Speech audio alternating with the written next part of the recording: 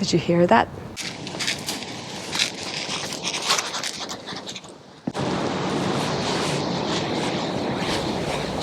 Oh, come on.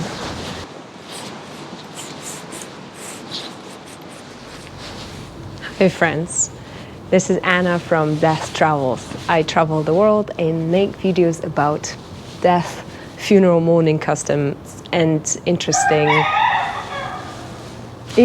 resting places. Welcome to my channel. Today I'm in a very special place. This is one of the oldest and the largest cemeteries in Portugal, in Lisbon, and it's called, and I think I'm going to butcher that, Alto de São João. But the reason I'm here today is because it also is a home to the first crematorium that was built in Portugal. And I wanted to invite you today to come with me and explore its fascinating history and its beauty. Let's go.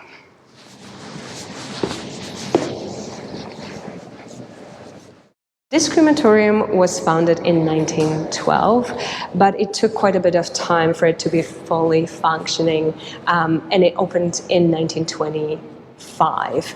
The few reasons for that, but one of them was, of course, the First World War. When it was finally opened between 1925 and 1935, only 22 people were cremated here. Well, there's a good reason for that. Well, back then, most Portuguese people were quite conservative, a lot were Catholic, and if I recall correctly, the Catholic Church allowed for cremation only in 1963. So you can imagine in the 20s and the 30s, it wasn't a very popular, rather radical idea for most Portuguese people. And the machinery here was running on coal. The first machine was actually German. And as you can imagine, coal, it took so long to heat it up, to cool it down. So for only 22 people within that period of time, it didn't make any sense. It wasn't really efficient. So the government decided to close it down, and they closed it down for almost 50 years and reopened it only in 1985. And since then, it's been modernized. It still has this feel from the 1920s, sort of. We have a special tiles here. It's very Portuguese design. Those tiles come from 1925. They depict beautiful scenes. I'm not sure what this scene is about. This scene here, however, I was told depicts the flame of life, the eternal flame of life. If this flame goes out, then life ends. But again, if you have any knowledge of what this could be, when this is from, please let me know. If you can just take a look around, it's a very beautiful, very elaborate space where people really can, I don't know if enjoy is the right word, but really have some peace and quiet and feel uplifted through the space while saying goodbyes to their loved one.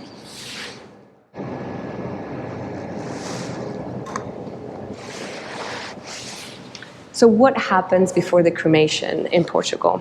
Well, the family of those who passed away gather in front of the crematorium to say goodbye to their loved ones. When the family gathers here, one of two things can happen. You will either have like a little ceremony or a mass in the chapel over there if you're religious, but if you're not religious, then probably the coffin will be brought here and brought to this beautiful space over here and placed on the catafalque. I'm not sure if that's the name in English. I'm going to put the name in the description. That's how we call it in Polish. So it's like a special table in the middle of that space where you place the coffin. And here is where people actually gather and they can say their prayers, and this is where they say goodbye. Before the coffin is actually placed onto the machine that will take it to the other side and to actually where the cremation process starts, all the metal elements need to be removed. So there are special workers who remove all those metal elements. The coffin is being stripped from that, and the coffin itself actually is a little bit different from regular coffins. It doesn't have those chemicals that regular coffins have. It usually is made of wood or some kind of material like cardboard that is easy to burn. And from there, the coffin is being transported onto this machine. As you can tell, it's ready to go. And this is where the process really begins. So from here, it's being slowly rolled through this gate over there, through that curtain, and actually gets on the other side when the cremation process can actually start. And what happens behind this curtain, I'm going to show you in this video, but that's pretty much what the family and the friends and loved ones of the deceased can see. Meanwhile, there are two very special residents of the cemetery I wanted to tell you about. One is a rooster called Pavarotti because of his beautiful voice. And the other one is a black cat, yes, a black cat called Panther or Panther in English.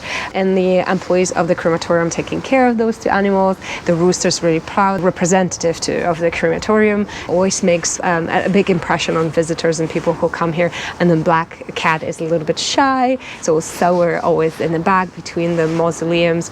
But they're very endearing, and it's such a great feeling to see those two animals in a place that is associated with death. And it's just very unusual, very special. I've never seen this before anywhere else, and I hope that you're gonna enjoy it with me. But wait, there's more. Our special guest from the crematorium is here to take us behind the scenes and burn through all the questions I had, pun intended, about his job and the cremation process. I'll let him introduce himself. My name is Carlos Andorinha. I work in the Crematorium of Alto São João in Portugal. Carlos, thank you so much for meeting with me today. Can you explain step by step how the cremation process looks like? It's a simple process. Okay, start here. This room is where the priests say the last words, okay? Then we put the casket in this car, this machine. This machine brought the casket inside. We control this machine with this board here, okay? This board makes to come front, back, up and down. It's all in this board. So it takes the casket inside. Inside. They start here, go down, put the casket inside, go back, we close the door, everything in this little board here. Then we go to this most important board here. This board controls everything since the temperature and the time of the cremation. This is tells us the temperatures inside. This temperature here, 850, is when it stops work. Okay, this one is, this is what you want to reach, yes, 850. 850. Is 99 what's inside now? Now. Oh, okay. And it don't work yet. Oh, okay, I see. It's still hot, 100 Celsius. Yes. We sometimes when we must do some works inside, we must leave the too cold 2 days. We can wow. go inside. And how long does it usually take the cremation process? The cremation process can take usually 1 hour and a half. Okay. But depends of the bodies. Okay. So what's the difference? The difference, it's not what we usually think. Okay. Because we have smaller bodies, skinny bodies, and we have the stronger, the fattest one. Bigger bodies, yeah. Usually we can sort the skinnies are fastest to cremations. It's not really true. Yeah, because I thought that if you're like a smaller body, it would probably burn faster. But what you're saying is not because the skinny ones don't have fat. Oh, okay.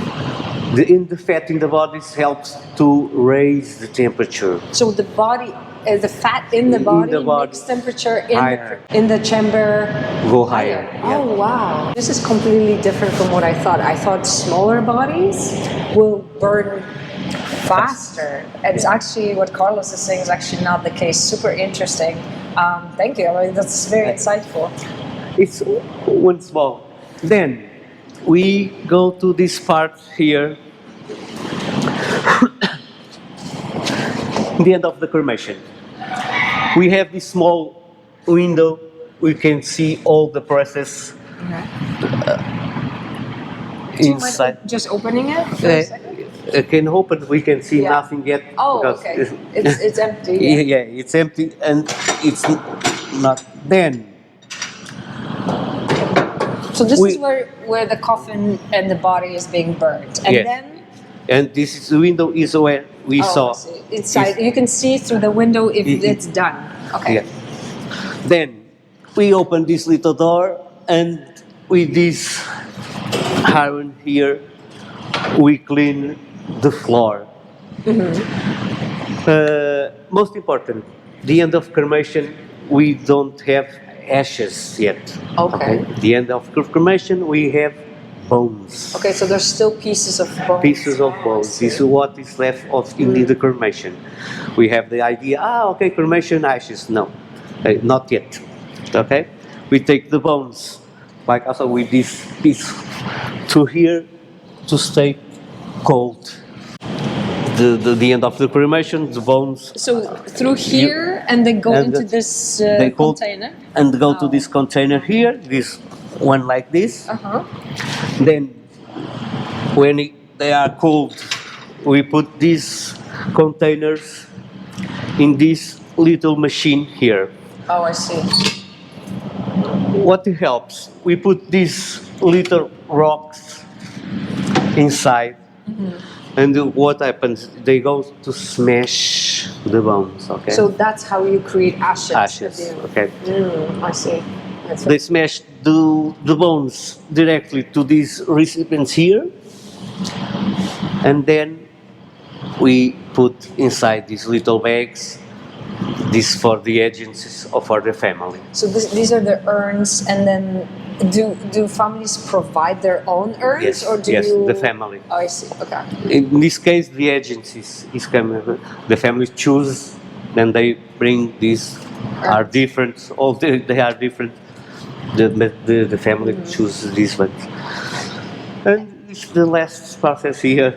And so how does it work? Like when you have 2 or more cremations, one after another, do you have to clean the? Yes, it works like this. We made one cremation at a time.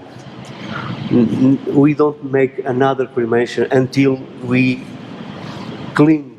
Only it's when we clean the floor and they stay here, we put another body, okay?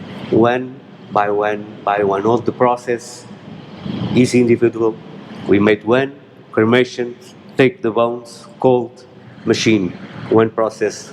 Now we can put another body, cremation, the process is the same. That's good to know.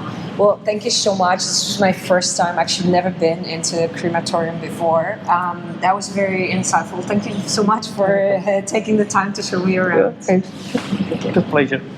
That's it for today, folks. I hope you liked the video. If you did, please slap a like on it or leave a comment in the comment section. I have to say that it was such a great and unique experience for me, and I'm so grateful to the employees of the cemetery here for taking me around and showing me what unique place this is. And I guess I'll see you in the next video. Till then, bye. So he asks you to make sure he's well done, like a steak. Like a steak. That's a sense of humor. So what you're saying is like people imagine that you strip down the bodies from clothing, and you take them from the coffin and you just put them in the chamber. We put the coffin on side, close shoes, and only the body. Oh wow! Wow! No, so people ask you not to do that, and then you explain. How do they react? At first, I think the most of them stay in shock. It's a crematorium. You work with dead people, you burn people. Yes, it's what I do. You are a doctor, you try to heal. Sometimes because I have a friend, he's a doctor, working in the hospital, and one time I told him, you are a doctor, you try to heal. If you can heal, the people die. So I do the work after you. After you, yeah. Someone will have to do the work after you. Like a part of life, also. Part of life.